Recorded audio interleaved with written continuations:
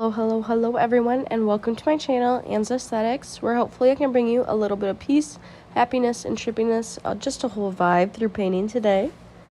For today's tutorial, we are going to be doing a mini ghost. I've done multiple tutorials on large paintings that contain ghosts, but not a mini canvas, so that's why I decided to maybe switch it up today.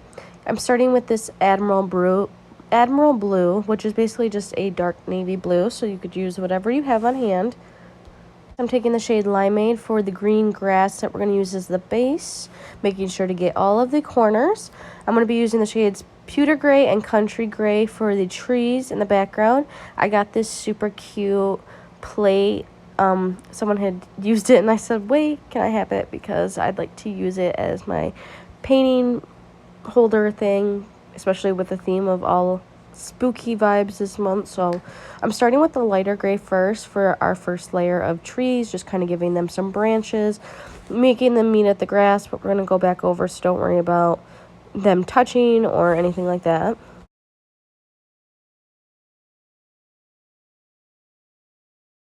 That dries, then we're going to go in with that darker gray to create some more trees, and we're going to paint over some of them, which is okay. This is what gives the effect of the different layers and the depths within the forest. And I added some white dots to make it look like stars, and here I'm taking nutmeg chocolate brown. You could take whatever brown you have on hand, as always, to draw some brown trees that are closer up.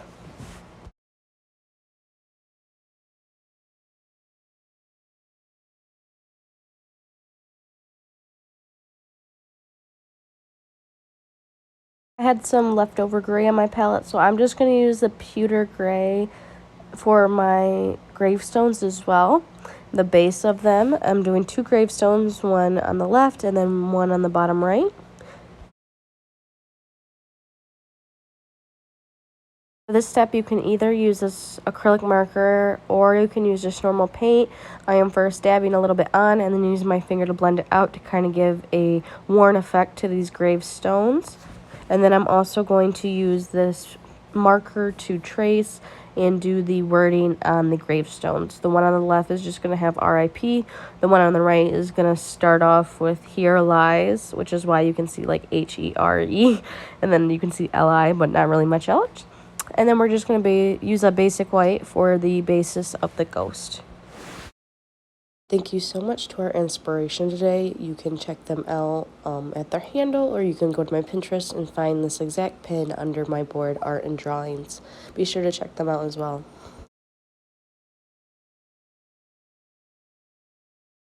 I wanted to utilize some of the leftover white paint I had, so I'm highlighting some of these lighter trees to show the different types of trees I have going on within this background, because if you're looking at it, there's 3 different sets of trees. Promise, we're going to go back in with Limeade, and here's a little glop glop on my plate, and we're doing this to make the trees kind of blend back in with the original grass. That's why I said it didn't matter earlier if it was touching, because we were going to go back over and blend it out.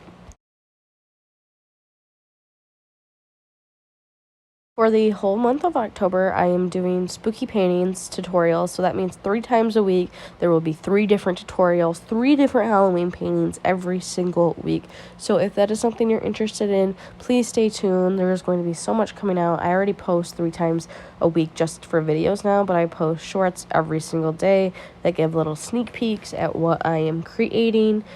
It's a lot because I currently also work, but you know what, I really enjoy painting, and I figure if I can have others who support me and are inspired as well, and it looks like I'm building a community, then I'm willing to put in the work to grow, and hopefully one day maybe my life will be a little different in how I always kind of wanted it. But for now, we're going to keep putting in that hard work by putting this little darker green on the bottom, and this is going to be the shadow of the ghost.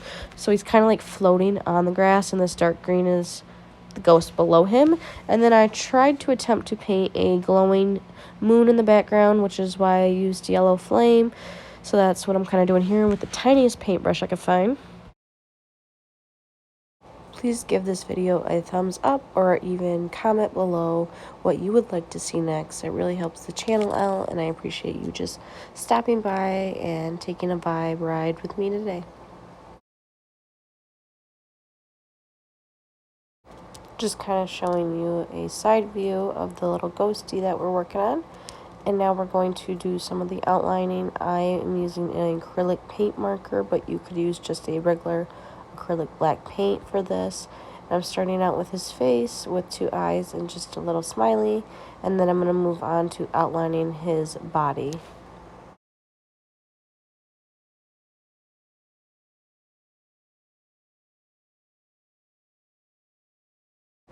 This is a little like candy bag.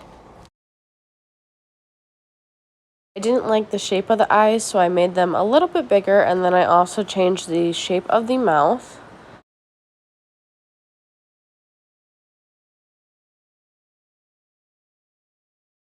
Like I said, we're going to go in and do an outline for this ghosty. I am working on the bottom first, making it a thick line, and then I'm going to work my way up the sides and then creating the ruffles within the ghost sheet pattern.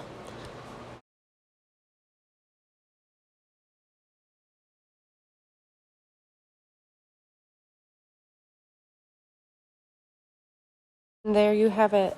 Sign your canvas and we are complete. I want to thank you all for joining today's tutorial. I really hope you'll consider subscribing, helping a gal out, and joining the aesthetics crew today. I enjoy doing these tutorials and this is something I really want to grow on. So if you could help me do that, that would be fantastic. If not, that's okay.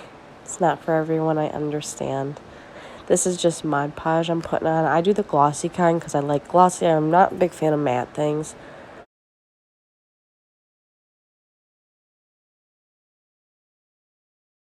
Be sure to check out my TikTok and my Pinterest down below. I hope you have a wonderful, happy rest of your day. Bye-bye, everyone.